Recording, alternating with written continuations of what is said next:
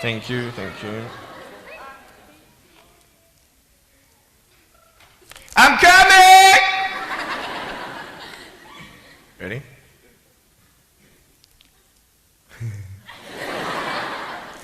Hey, is that cool? Awesome. I want to talk about like when I started, going to school and stuff, a lot of people put me down, you know what I mean? Like people tease each other. I mean, people come up and say, hey, you're fat, you're fat, you're fat, you're fat, you're fat, you're fat, you're fat, you like, lose some weight, and you're like, you go home and you look at yourself in the mirror and go, I'm fat, right? And so many people tease each other. Oh, you're too short, you're too tall, you look whatever. Different hair and all that. It doesn't matter. See, the thing is, when you're in school, when you're growing up in life, it actually sort of matters to people how you look. And then it matters to you because it matters to others. Why? Why does it matter how you look? Because if they don't like you, then who will? If they don't accept you, then who will? And the fear that we have is that we're going to be alone. That we're not good enough. And we have to change ourselves. And so many people put me down and say, Nick, you look too weird and no one's really your friend and you can't do this and you can't do that. And I couldn't change anything. It's not like just fixing my hair one day and everything's fine. It's not like, just whatever. I couldn't change my circumstance. I couldn't just one day wake up and say, hey, give me arms and legs. I need arms and legs. You know what I mean? Like, I went to a bodybuilder, and said, can you make me some arms and legs? No joking. Bodybuilder, you get it? Right? So here's the thing. I go up to people, can you give me a hand? Just joking. But it was so hard because people put me down. And I started believing that I was not good enough. I started believing that I was a failure. That I'd never ever be somebody who people would like or people would accept. And it was so hard, man. I thought to myself, I can't go on the soccer field like everybody else, and I can't ride my bike, and I can't skateboard, and all these sort of things. And I started getting depressed. I thought, what kind of purpose do I have to live? I mean, are you just here to live to die? I mean, is there not a purpose for me? Is there not a purpose in life? And I had questions and no answers. And I asked my mum and dad, why did this happen? I asked doctors, why did this happen? And they don't know. There are some things in life that are out of your control that you can't change and you got to live with. The choice that we have, though, is either to give up or keep on going. I want to ask you, what are you going to believe? Are you going to believe in yourself? Are you going to believe everybody else's judgment on you? Are you going to believe people when they say that you're a failure?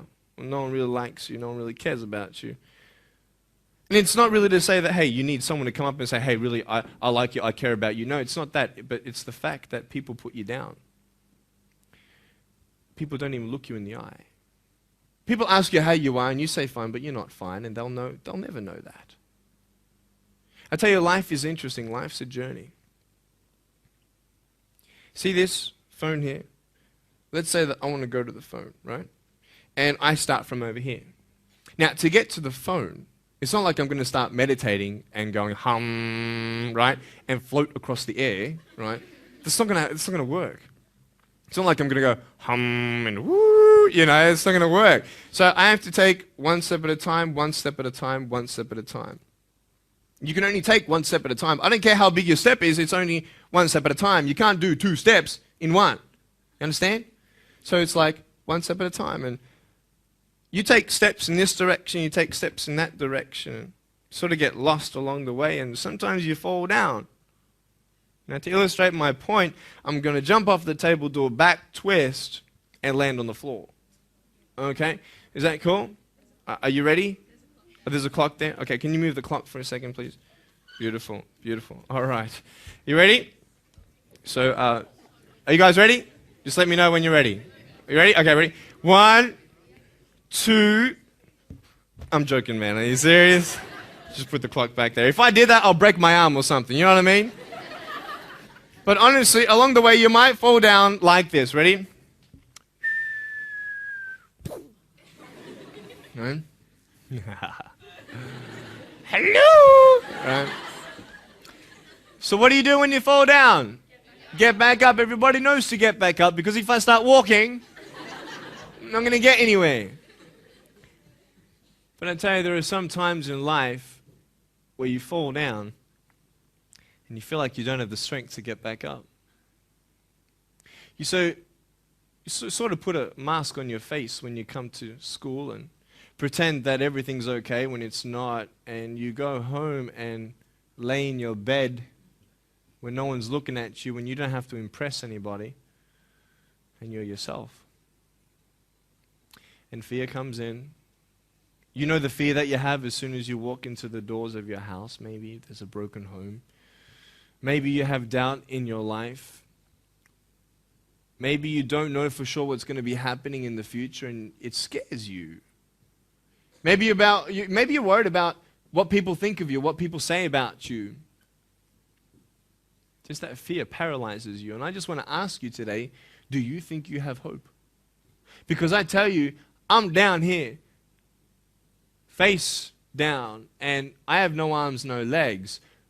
It should be impossible for me to get back up. I mean, you go home and tie the legs and arms of your brothers and sisters and like push them down and see how long it's going to take them to get back up. You know what I mean? You know, you can tell them that you'll see them tomorrow. You know what I mean? But this is the thing. It should be impossible for me to get back up, but it's not. You see, I will try 100 times to get up, and if I fail 100 times, if I fail and I give up, do you think that I'm ever going to get up? No. But if I fail, I try again and again and again. For as long as I try, there's always that chance of getting up. Does that make sense? And it's not the end until you've given up. And just the fact that you're here should persuade you that you have another chance to get back up. There's still hope. I'm not here today to tell you that I understand your pain. I don't know how it feels to be abused. I don't know how it feels to feel, quote, fat and you've got an eating disorder. I don't know how it feels to have a broken home. I don't know how it feels. But I know how it feels to have a broken heart. And I know how it feels to be alone. And I want you to know that I found my strength in Jesus Christ, and you're going to find your strength in whatever you find it in. But I just want you to know that it's not the end. It matters how you're going to finish. Are you going to finish strong?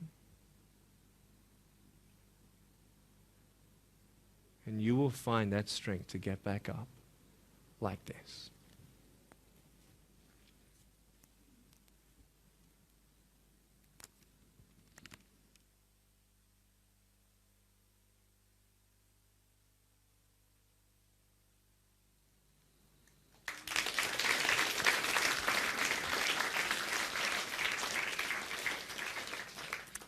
How did I get from depressed to who I am today? Because I tell you, I was depressed. When I was age 8, I used to concentrate on the things I didn't have. I wish I had arms and legs, and I wish I could do this, but what can I do? You see, I have a choice, and that's what I want to talk about today, choices. I can either be angry for not having arms and legs or be thankful for my chicken drumstick. And you see, I can still do a lot of things. At home, I can brush my teeth, comb my hair, get myself ready in the morning. And I'm traveling around the world. It's amazing. But I had to ask myself a couple questions. And the first question was really, who am I? Who am I? I'm Nick Vujicic, but who is that? And it's funny how the friends around you sort of determine who you are. You change yourself. You come to school. And everybody swore around me at high school, so I started swearing. Why? Because it's the cool thing to do. Everybody swears. So I don't want to be left out. And I want to be accepted, so I started swearing. You go to a party, everybody's drinking, so you drink. Why? Well, everybody else around me is doing a big deal. And you start losing yourself, and you start putting your security in temporary things. You start putting your happiness in things that won't last. You can get drunk all you like, but in the morning, you're going to be sober with a headache with the same problems. You want to be high the rest of your life on drugs? Everybody says, don't do drugs, don't do drugs. Well, why? Why do we even go there? It's either out of curiosity, peer pressure, or trying to escape reality. Basically, three things. That's why we go to drugs.